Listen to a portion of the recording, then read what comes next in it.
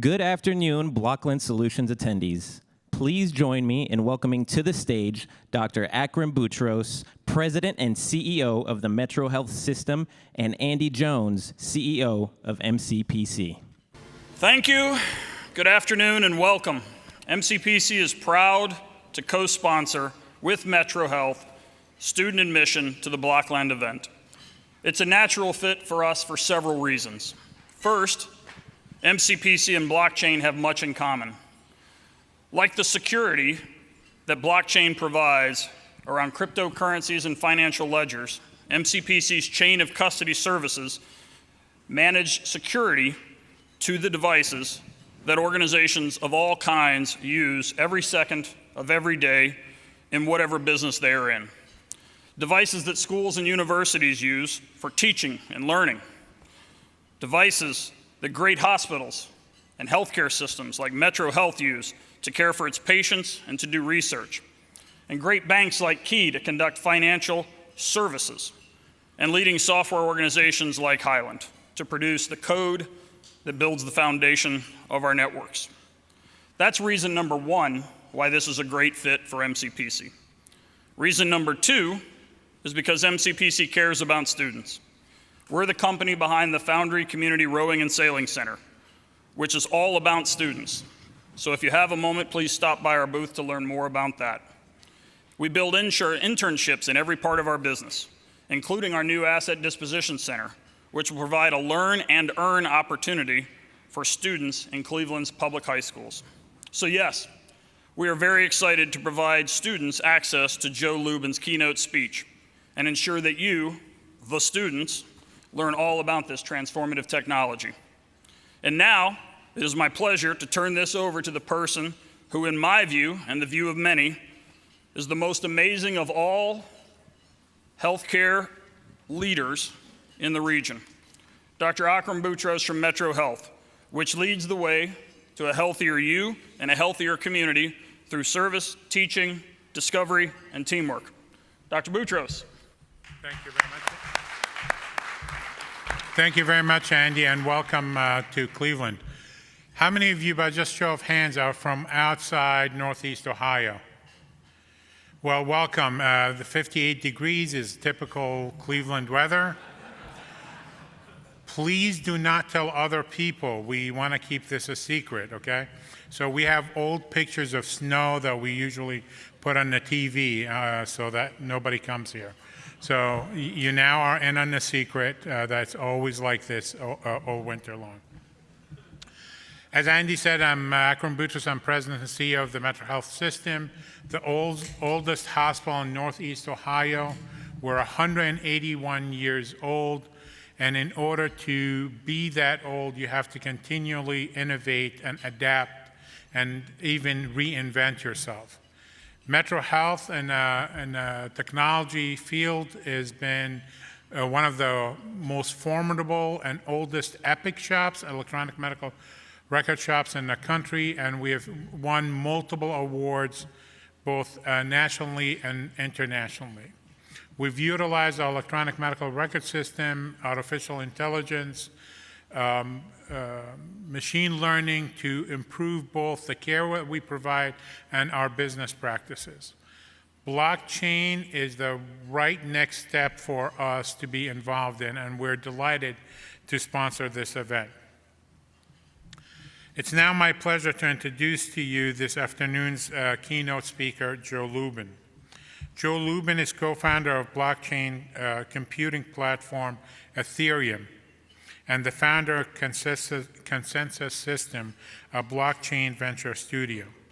ConsenSys is one of the largest and fastest growing companies in the blockchain technology space, building developer tools, decentralized applications, and solutions for enterprises and government that harnesses the power of Ethereum.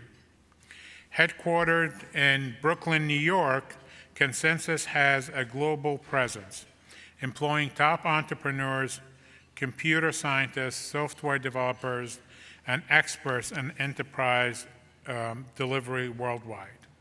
And ConsenSys is Metro Health's business partner in developing blockchain applications. Ladies and gentlemen, help me welcome Joe Lubin.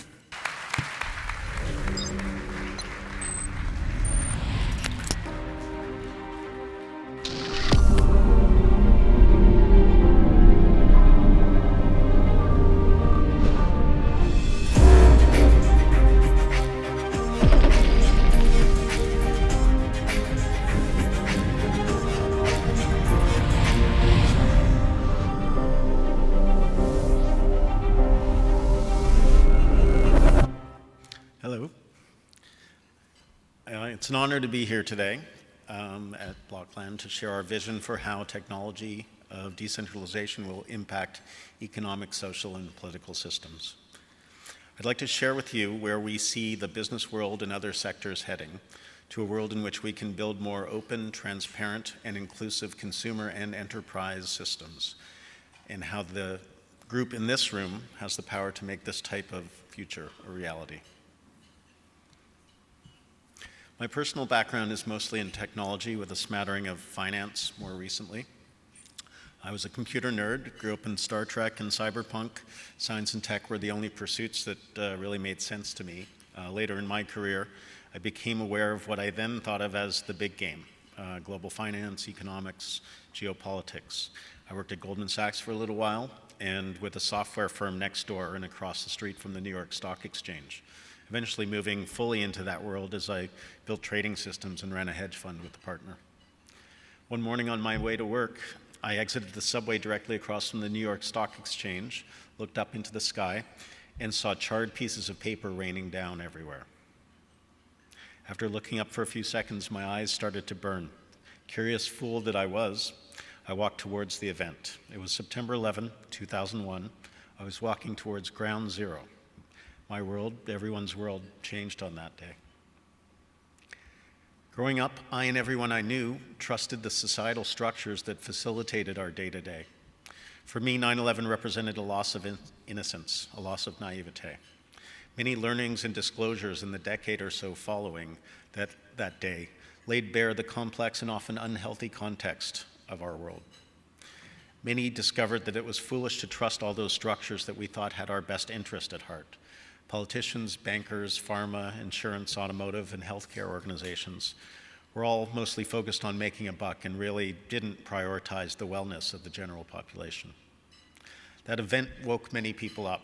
I and many others became more interested in monetary theory, more esoteric aspects of finance like mortgage-backed securities, collateralized debt obligations, and geopolitics.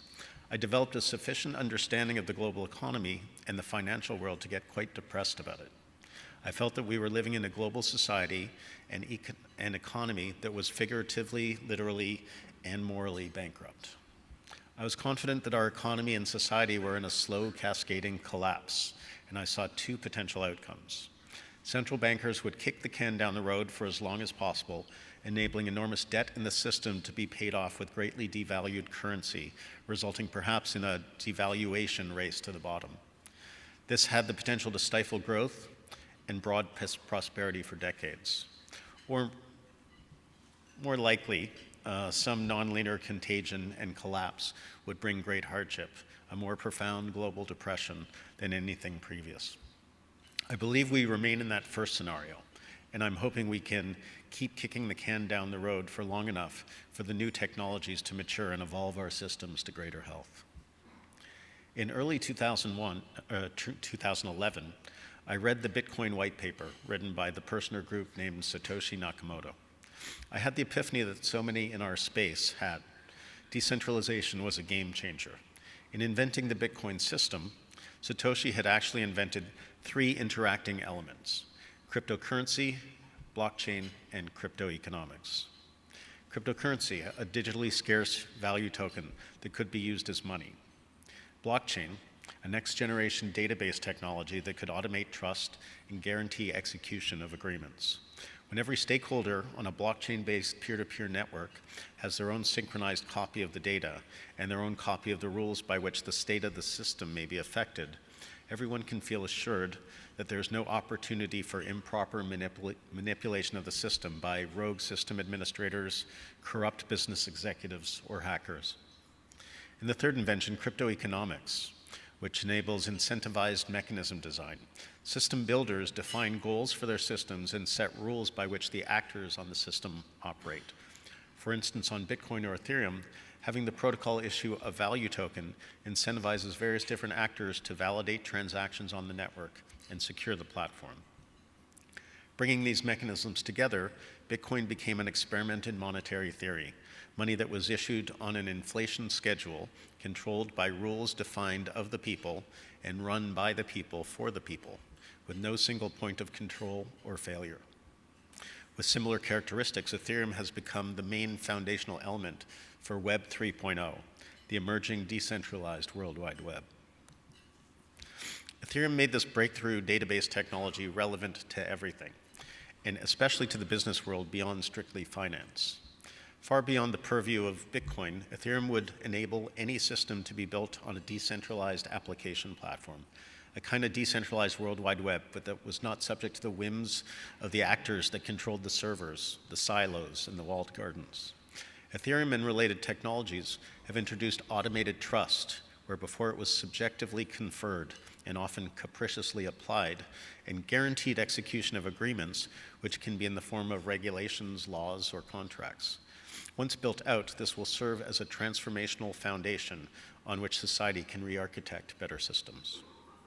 Ethereum provides mechanisms that could enable us to build far better alternatives to the legacy systems, alternate structures for economic, social, and political systems that could exist on a foundation that can't be improperly manipulated by a minority set of actors. Once this became clear to me, there was no longer reason to consider exit or escape from a collapse. We could now focus on building better systems for a better future. My attitude then turned from disillusion back to my normal, more optimistic outlook. I jumped into Bitcoin informally. I read everything I could for a couple of years, but I didn't really participate in the ecosystem. When I read the Ethereum white paper written by Vitalik Buterin, I immediately saw that we had a clear, concrete path forward. Bitcoin taught us that we had a new paradigm to build better systems, and now with Ethereum, Vitalik showed us a scalable way, scalable in terms of human action, to build systems and applications that would change everything. His vision presented a clean separation between the protocol layer and the application layer. Vitalik designed a system that had a computationally complete virtual machine at every node of a peer-to-peer network, enabling millions of software developers to identify their own problems and build their own solutions. After meeting Vitalik, I jumped in completely and helped form and build out the Ethereum Project. You can think of Ethereum as a shared database technology that allows transparent data sharing and collaboration between non-trusting actors. Before Ethereum, businesses had to build their information systems on database technology that resulted in siloed information and reinforced an us versus them, business versus consumer mindset. Now, instead of businesses building their own siloed information systems, industries, sectors, supply chains, governments, and regulators can get together and build shared, non-redundant infrastructure that will facilitate fluid interoperation within and across industries. Ethereum represents a revolution in how trust is accomplished or delivered. It automates trust and guarantees execution. In other words, trust is anchored in the very technology itself. Ethereum is also a revolution in information technology security. The internet was built in naive times, and security has been built up as a patchwork of layers. Blockchain has strong cryptographic security baked into its core. When you combine a revolution in trust with a revolution in IT security and build it all on a decentralized, low barrier to entry peer-to-peer network, in other words, a radically free market platform, you have a force for universal disintermediation. Intermediation is valuable when it reduces costs and frictions and adds information or value into a transaction flow. But frictions and incumbency promote rent-seeking behavior, where intermediaries, once interposed in a transaction flow, seek to increase the spread between the value added and the value extracted and use their position to work to reduce competition. As we build systems on the Ethereum technology, in some niches, intermediation will no longer be necessary. In others, it will be right-sized, making the value extracted by intermediaries commensurate with the value they add to the transaction flow. In addition to building adjacent financial industry infrastructure for the decentralized web, we will see traditional financial and business instruments increasingly rendered in natively digital form. Already organizations like Daimler-Benz, the government of Austria, the World Bank, and the Commonwealth Bank of Australia, and others are issuing bonds on Ethereum. And companies are issuing corporate equity, loans, and tokenizing real estate ownership. Building programmable financial instruments on this new platform will unlock great value. Building compliance into such instruments might reduce things like naked short selling and share voting, where 140% of share votes are cast. Walmart has leveraged blockchain technology to track products. BP is experimenting with blockchain integration into oil and gas trading. And Spotify acquired blockchain company MediaChain last year to explore alternative rights distribution mechanisms. We will certainly see greater scope and ease of trade develop in many markets, but we may also see the structure of these markets evolve. Money, equities, bonds, derivatives, land title, energy, precious metals, commodities, trading card games, and event tickets all currently trade in their own siloed markets. When each of these instruments is realized in the same technology, we may see unified markets where one can fluidly and atomically trade any digital asset against any other with no counterparty risk. And blockchains can ignore borders or be programmed to take them into consideration. Ethereum is the only platform that serves both public blockchain as well as enabling private permissioned implementations of the technology. Ethereum is uniquely positioned to move our society towards a more fluid, more collaborative infrastructure. This new near frictionless economy can enable rapid growth of the economy as transactions can clear and settle in the instant of the transaction and can significantly aid in the realization of the missions of all of your organizations.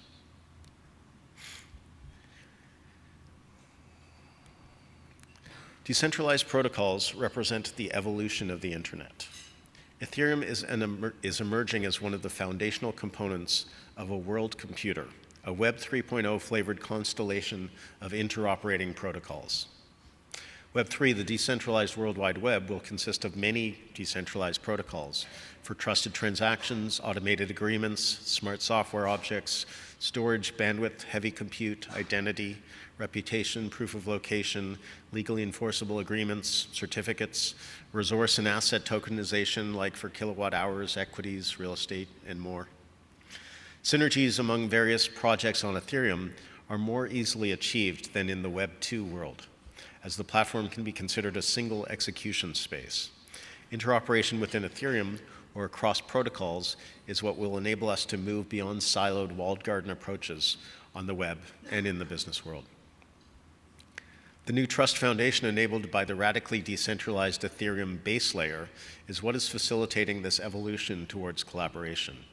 It is trustful collaboration, even with those you don't know or with whom you compete, that will enable a world of decentralized actors to thrive as they no longer have to depend on embedded intermediaries, the music companies, the banks, law firms, insurers, brokers, and existing sharing economy companies who currently provide necessary trust, and from that privileged position, suck up much of the value in their sectors. ConsenSys is a global formation of blockchain developers, enthusiasts, entrepreneurs, and creatives. Building off the Ethereum blockchain, we aim to bring to market the products, services, and infrastructure that will bring about the decentralized future many of us have been contemplating. Internally, we incubate over 50 projects, all of which are aimed at supporting or growing different parts of the ecosystem. Identity is broken. Identity comes into play as we interact with services on the internet and other information systems. Service providers request as much information as they can to monetize it in various ways. So in addition to Mark, Larry, and Sergey owning and monetizing your identity, communications, and other private aspects of you, countless criminal hackers gain access to this data on a regular basis, causing further damage to you and perhaps your family, friends, and associates. How many data breaches like Yahoo, Target, Equifax, and now Marriott do we need to experience before we make drastic changes to how our identity and information is managed? GDPR, the EU's General Data Protection Regulation and the Cambridge Analytica Facebook fiasco have helped recently to drive this discussion. In the developing world, the situation is worse. There are around 2 billion people globally who are unbanked, and over 1 billion do not have state-issued ID. And while they may be able to transact locally, they remain outside the bounds of larger regional and global economies. Imagine a centralized database that holds personal information on all of the world's inhabitants. That is a scary situation, because it represents a valuable prize for well-resourced interests to attempt to control.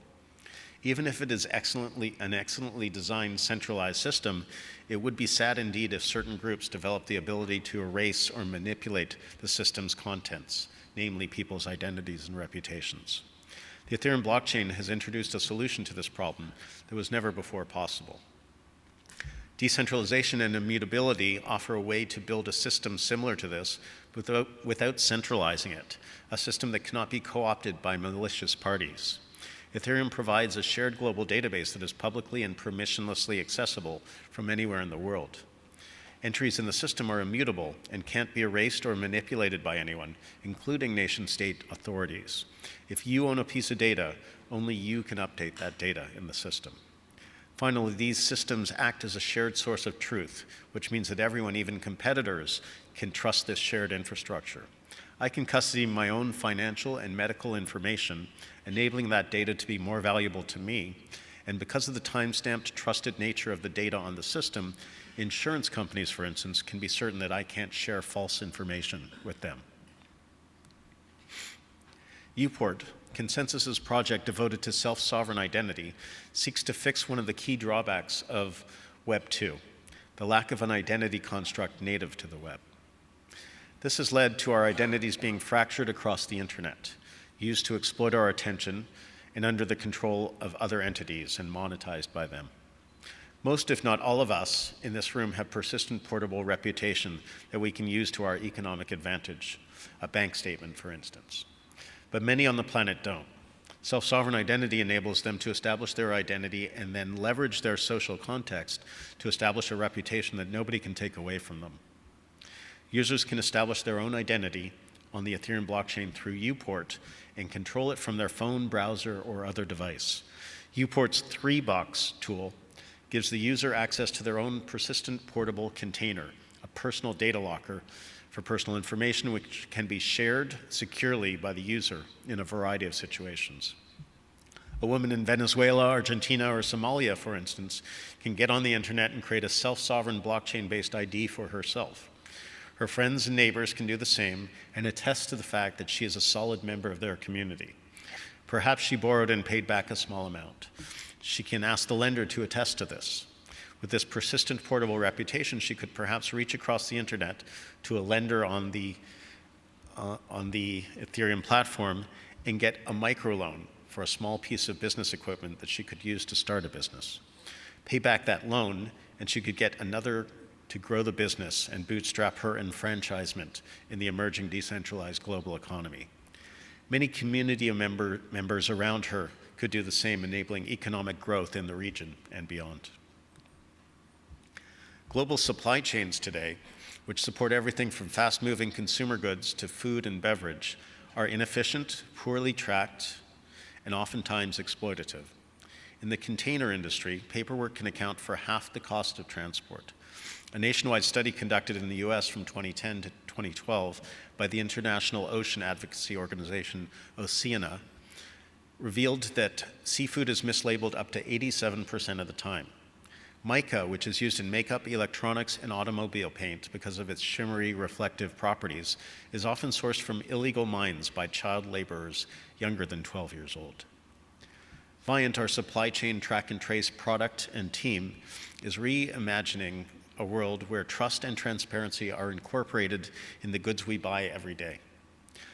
This summer, the team working with the World Wildlife Fund served yellowfin and albacore tuna that ethereal conference participants in New York City could trustingly consume, able to track the journey of the fish from bait to plate via a mobile app.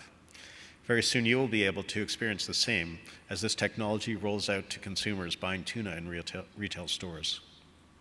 The Viant team is applying the fundamentals of the bait-to-plate technology to bring transparency to non-edible consumer products as well. Imagine the ability to scan products from store shelves and get the origin, purity, etc., from raw material through manufacturing to the end product. All this verifiable and anchored on Ethereum. Viant is also working with pharma giant GlaxoSmithKline to track intellectual property licenses used by scientists and ensure that products are produced, transported, and stored under proper conditions. The current real estate market has three main problems: inaccessibility, transaction costs, and poor liquidity. Real estate ownership and investment has historically been reserved for the wealthy because of the capital reserves and credit rating required to put money down and take out a mortgage on a new home. For those who manage to swim upstream to ownership, purchasing a home involves up to 8 middlemen, or middle people, brokers, legal counsel, inspectors, appraisers, etc., who altogether siphon up to 5% of a home's value. For investors, REIT brokers usually take 9 to 10% in commissions and fees. Finally, getting in and out of real estate assets is slow and arduous. Renters face lock-in periods, sellers have limited options for selling a fraction of a property, and investors who can buy into a REIT are still subject to the portfolio manager's personal investment strategy and fee structures. Ethereum's decentralized architecture and smart contract functionality would obviate the need for multiple intermediaries in a real estate transaction and enable automated payments of rental income. Particularly exciting is the opportunity to tokenize properties. By issuing real estate-backed tokens on the Ethereum blockchain, asset owners can fractionalize previously monolithic properties into many small slices and unlock additional capital in a diverse pool of investors. This will bring much greater liquidity and more efficient, less manipulated price discovery to real estate markets. Imagine a trade where you can take a long campus district position against a short Lakewood position. Greater liquidity unlocks wealth. Meridio, a ConsenSys venture, converts individual properties into digital shares on the Ethereum platform. Accredited investors can purchase tokens on the Meridio platform, which represent fractional shares of properties, and reap a proportionate amount of rental income. Meridio's Ethereum-based real estate marketplace exposes asset owners to a diverse pool of investors so owners can access capital, streamline transaction processing, and analyze asset-specific data in real time. Investors benefit from low capital requirements, reduced transaction fees, and increased portfolio liquidity. Grid Plus is an early project of ConsenSys that focuses on restructuring the energy industry. Since day one, the project sought to enable blockchain-based peer-to-peer energy trading in the dual effort of reducing waste and saving cost. By eliminating the consumer's dependency on energy wholesale middle people, Grid Plus reduces the administrative burden of processing transactions over legacy rails. Traditional payment processors typically charge fees of 1.5% to 2.5%. Moreover, by pushing market signals to customers, Grid Plus's energy trading solution enables customers to make smarter decisions about their energy usage and react to the economics of the demand response market. This past summer, the Public Utility Commission of Texas licensed Grid Plus as a retail energy provider. The certificate authorized Grid Plus to sell energy to residents of Texas with oversight from a government body. The certificate was a tremendous achievement for the Ethereum ecosystem and signaled the beginning of cooperation between blockchain startups, regulatory bodies, legacy businesses, and average consumers. About 2 months ago, Grid Plus started flowing electricity to consumers. By leapfrogging centralized systems, blockchain can reshuffle the current social and political landscape and begin to transform all of the systems around us, both in the developed and developing world. Beyond identity, it enables tamper-proof records that can store rights, titles to assets like land or property, and other documents and files safely in a corruption-proof and fraud-proof database. For example, in refugee camps in Jordan, numbering nearly 100,000 people, only a few miles from the Syrian border, refugees are able to purchase basic groceries and necessities via an iris scan, which can confirm identity on a UN database. Query a family account kept on a variant of the Ethereum blockchain, querying a family account kept on a variant of the Ethereum blockchain by the World Food Program, and settle the bill. Since 2009, the World Food Program has shifted from delivering food to transferring money to people who need food, which means they can feed more people, improve local economies, and increase transparency. But it also introduces a notable point of inefficiency, working with local or regional banks. This resulted in 30% of the total budget getting spent dealing with these inefficiencies. Early results of the blockchain program resulted in a 98% reduction in such overhead fees. This opens the door to removing similar inefficiencies all across the globe and ensuring that funds are going where they will have the largest impact. Philanthropy can now be more effective and traceable, where charities and philanthropic organizations can objectively track impact goals, audit funds, and pursue more effective aid. Many other platforms in this space are specifically tackling the high barrier of entry to current financial systems. Projects like the Dharma Protocol are creating infrastructure for global, borderless, decentralized lending. By tokenizing debt, Dharma seeks to promote lending and financing options in areas and communities that previously had no course to receive loans. The company Maker has developed a decentralized stablecoin to protect people from price volatility and allow them to more securely participate in a new economy. The Philippines is a rapidly emerging economy with a population of over 100 billion. However, a staggering 35% of Filipinos remain unbanked. As such, Union Bank of the Philippines aimed to facilitate their financial inclusion with a program known as Project I2I, Island to Island, developed in tandem with ConsenSys. Because 56% of Filipinos reside in rural communities with scarce access to financial services, Union Bank sought to partner with 492 rural banks already invested in these areas and establish in their relationships with the community. In a pilot project partnership with 7 rural banks, Union Bank worked with ConsenSys to build a decentralized, cost-efficient, approximately real-time inter-rural payment platform to connect rural banks to each other and to the national commercial banks using enterprise-grade Ethereum. This effectively brings these rural banks into the domestic financial system and increases inclusion access to the communities in which they operate. Since launching, Project I2I received clearance from the Central Bank of the Philippines to run the country's first Ethereum-based payment network for domestic remittances. The I2I platform is expected to launch in Q1 2019 with 100 rural bank partners, soon moving to over 400, reaching millions of previously unbanked Filipinos. Private permissioned, public permissioned, and public permissionless networks will begin to interoperate to enable a highly scalable blockchain-based web with configurable privacy and confidentiality. Less than a year ago, standing up a permissioned blockchain network was still a time-consuming and expensive endeavor, and involved assembling a team of blockchain developers and spending months and much money configuring instances and scripts by hand. ConsenSys' project Kaleido, however, has radically simplified the creation and operation of private blockchain networks for enterprises. Kaleido enables point-and-click configuration and maintenance of your corporate or consortium blockchain. Kaleido's blockchain business cloud currently offers no-charge access to their SaaS platform for business organizations to register, spin up, and configure a custom blockchain environment in a matter of minutes.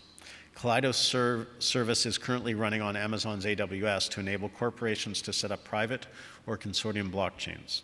Kaleido makes use of the security of public Ethereum to ensure that opportunities for collusion on such private systems are vastly reduced. Kaleido is currently being used by an enterprise Ethereum platform known as Comgo. Comgo, a commodities trade finance platform, is expected to launch in early 2019 as an open source platform initiated by some of the world's largest financial institutions, including ABN AMRO, ING, Shell, and Societe Generale. The platform will digitize the paper-heavy trade finance industry to facilitate improved communication, trade, and security of the multinational business. ConsenSys Solutions is playing a large part in the role of the development of this platform. Much of society today is organized or realized on the internet. So it follows that if the internet becomes profoundly decentralized, society will follow suit. Some of the smartest and most driven individuals across all disciplines and skill sets are coming together to redesign financial and economic systems, education, governance, energy, and so many other industries in adherence with this fundamentally different organizing principle, decentralization. At ConsenSys, we build technology that enables the world to build better systems for itself, and we hope to build some of those systems ourselves. Our thesis is that decentralized architectures will be less subjective, more trustworthy and reliable, and more equitable foundations on which to build systems. We're not naive enough to believe that we will get there instantly. Much work will be required to evolve better systems together. I look forward to potentially working with many of you in this room to contribute to that effort. Thank you.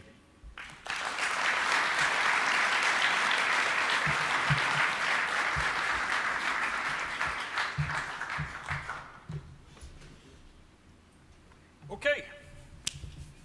So now is time for question and answer. So if you haven't had a chance to follow along, you can go to Slido, if you're familiar with it, slido.com, and enter, when it asks for a code, just enter Blockland, and you can ask questions there. I think they've got the URL up. And Hello. Hello, Joe. Thank you. How is everyone? They don't seem as excited as I was hoping they would be. If you could, let's put up the first question and let's see what we've got. So Joe, besides blockchain, what other technology interests you, and how does it maybe relate to blockchain? So lots of technologies interest me. For the last 4+ years, I've been deeply, almost exclusively immersed in blockchain. It's 24/7, 365 pursuit at ConsenSys. But more recently, I have been interested in paying more attention to elements of technology outside of blockchain. We are noticing that as blockchain matures, that the intersection of other technologies in blockchain will become much more relevant. I did about 10 years of work about 1,000 years ago in AI, in neural networks, machine vision, robotics, and the intersection of AI and blockchain is, I think, going to be very interesting and very important. Currently, the AI arms race is conducted by a small number of companies, small number of nations, and AI, at least deep learning systems, are based on having enormous amounts of data and enormous amounts of computation. And there are very few actors that have that sort of configuration in the world. And there is the concern that the AI arms race will be conducted by very few actors. As I indicated, we spray aspects of our personal information throughout the internet to access services that we love and that provide value to us. So I'm not trying to denigrate those services, although they have, in some cases, colored significantly outside the lines with our personal information. But these entities are able to collect all that data and use that data exclusively as we move towards decentralized self-sovereign identity and these personal data lockers. The really valuable data, the health information, the financial information, should remain encrypted and totally under our control. And we can selectively designate access to that information, either on data markets or in other sorts of systems. Similarly, IoT will sort of be part of the Web 3D world, where we move essentially from these flat screen accesses to the web to 3D interoperation on a Web 3.0, where all these devices, sensors, and other equipment is cryptographically signing its data and sending it into the web, into data markets. And so This all represents to me a democratization of access to data where signed data, either signed data from that's personal to me, can be made available, and it can be made available, yes, to the Facebooks and the Googles if they want to pay for it, but it can be made available to anybody. If I want to de-identify my health information and share it with a research study, I should be able to do that. And so I see the world of AI becoming hopefully much more decentralized in its particular arms race. What blockchain project particularly tickles your fancy, maybe currently or in recent past? What's your favorite project? Many favorites. So UPort identity is a foundational element. So let's just call that absolutely necessary for the decentralized World Wide Web. There's another project called Civil, which is building a platform for ethical and sustainable journalism. So Civil essentially enables newsrooms to form themselves. It could be podcast newsrooms, they could be newspapers, they can be blogs, and put a security bond on the platform. The security bond essentially guarantees that this group of journalists, and there are a bunch of professional journalists that are on the platform right now, a bunch of different newsrooms, are going to adhere to the charter that they've written, and they're also going to adhere to the constitution of the Civil Foundation. And so if their listeners or readers find that they're acting unethically in some way, they can challenge their behavior and potentially take or slash their security bond on that. So they could potentially be monetarily punished or be bumped off the network completely.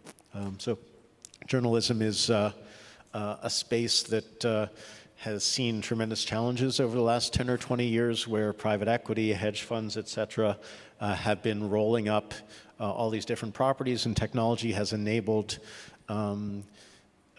these funds, these conglomerates to essentially pipe the same message into many different local communities, and that's really destroyed the local news fabric. And in order to govern ourselves, we need good information, good local information, good national information. We've seen how social media feeds us sort of binary news and has caused significant polarization in various different societies. And so ideally, if we have more sustainable, more ethical news systems, local, topical news, et cetera, we'll have a better foundation on which we can then use blockchain-based voting systems potentially to govern ourselves a little bit better. So speaking of things that have either been democratized or disrupted by blockchain, whether it's media or voting, let's tie it back into maybe what many people in the room are most familiar with, maybe cryptocurrencies. One of the questions that came across was, do you need to own a cryptocurrency in order to be involved with the crypto ecosystem in some way? Yeah, so cryptocurrency was the first application on blockchain, but soon we will have most applications, I believe, built on blockchain or making use of blockchain in some way. Cryptocurrencies are one narrow slice of the universe of different crypto assets. So we have crypto fuels, crypto commodities, those are different crypto assets, crypto derivatives, legally enforceable agreements, even songs could be considered a crypto asset. We've got trading cards that are crypto assets. And so if you want to participate in these protocol-based open platform systems, you're probably going to need to be holding some of these crypto tokens. They're going to be the embodiment of the business logic of the platform. They're going to be elements that enable the transfer of value. And so you won't necessarily have to use crypto money like Bitcoin. Ethereum is, or Ether, the token on Ethereum, is considered more of a crypto fuel or a crypto economy, but it could also serve as a crypto money. So the answer is essentially yes, you will need a wallet. You'll need to learn how to use a wallet in order to participate in these systems. but the tools are getting better and better. Apple Computer, 10 or so years ago, introduced this new interesting device, the iPhone. And if I gave you my iPhone right now, 15 years ago, you would think it's just a device from the future. It would be a device from the future. It would be something that you'd have trouble understanding, and you wouldn't understand the gestures, you wouldn't understand the interface, et cetera. And so what's happening in the blockchain space right now is that we're building wallet systems, we're building protocols, and we need, as Apple Computer did, we need to introduce them step by step into the consumer base, into enterprises, and learn how to use this new technology. So it's a user interface, it's a user experience issue, and we're getting there rapidly. So building off a couple questions you answered, how do you control privacy in the blockchain? Are there on-off bits? Can I, as a user or consumer, elect what I want to share or not share, whether it's personal or financial or healthcare related information? Sure. So in version 1 of these technologies, you can send value to one another from pseudonymous identities. So the only thing that's really officially disclosed is the address of the sender and the receiver. In certain situations, I can encrypt information and put it in my personal data locker. But as these systems remain fairly immature, it has been possible for companies and law enforcement to link the identities of, say, the sender and receiver in a Bitcoin transaction to their real-world personalities. Ethereum was always conceived to be a platform that supported identity. It can support private and confidential transactions. But we anticipated that 99% of the transactions on a platform like Ethereum would benefit from identity, either pseudonymous identity but that's persistent, that's controlled by us, or real-world identity, where our reputation, our identification can add value to that transaction. So the answer is that it will be fully configurable. A ConsenSys project, a project we invested in called CreditMint, is just releasing and open sourcing a protocol called Aztec. Incredibly talented team based in London, and they've built a technology based on something called ZK snarks, zero-knowledge snarks, that enable private transactions, confidential transactions involving any asset on the public Ethereum network. So that brings something that's previously only been available in private permissioned versions of the Ethereum technology to the actual public mainnet. So that's going to open up a world of exciting applications. Are there any aspects of blockchain as far as a technology that you believe, maybe immutability being one, is that have the potential to be gamed or that we should be potentially mindful of? Well, I think there are lots of interesting adversaries out there that are constantly performing their role as security consultant and extracting their consulting fees. So it's always, since stagecoaches and bank safes, et cetera, it's always been a back and forth between the builders and the destroyers or the thieves. And those people actually, unfortunately, serve a valuable role in the maturing and hardening of these systems. So it will remain a back and forth. Not much more to say about that. So for the younger people in the room that don't have my gray hair, I think what you just said was the security consultants are those bad hackers. Yeah. That's the direct translation? The black hats. The yes. black hats. Exactly. Excellent. Let's see, we've got a couple more. Oh, this is a good one. How much should a blockchain developer expect to earn? And do you think that will change over time? Sure, it will change over time. Clearly some interest in that question. Everything changes over time. So blockchain developers are currently in heavy demand. Based on the price of the Bitcoin token, the Ether token, and all the other tokens, we've seen a contraction in the market, but that hasn't actually resulted in very much of a development contraction. The continuous cycle of rising prices and contraction, rising prices and contraction, brings a new wave of entrepreneurs, a new wave of developers, a new wave of users or interested parties into the ecosystem. And every new wave is driving economic growth or exponential growth in the ecosystem.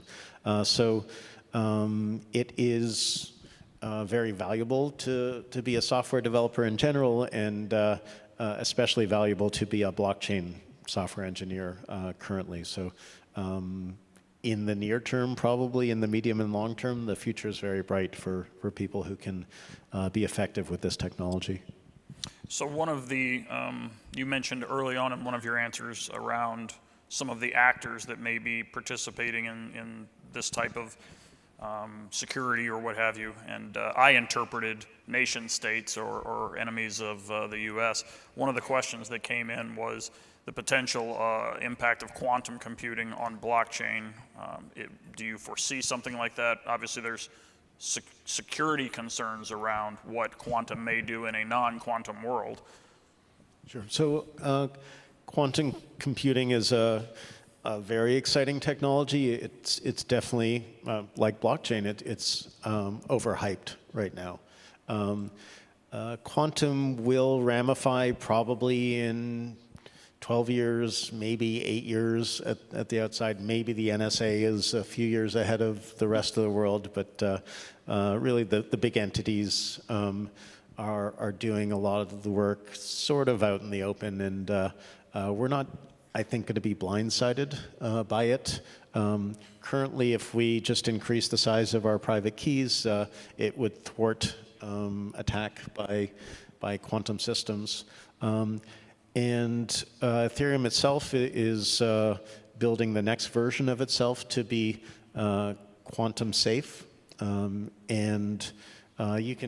We could build that right now. So if suddenly a quantum threat emerged via a couple of different algorithms, and there are only a small number of known algorithms that can attack cryptographic systems, we could use a different signature scheme like Lamport signatures to make Ethereum or Bitcoin quantum safe very, very quickly.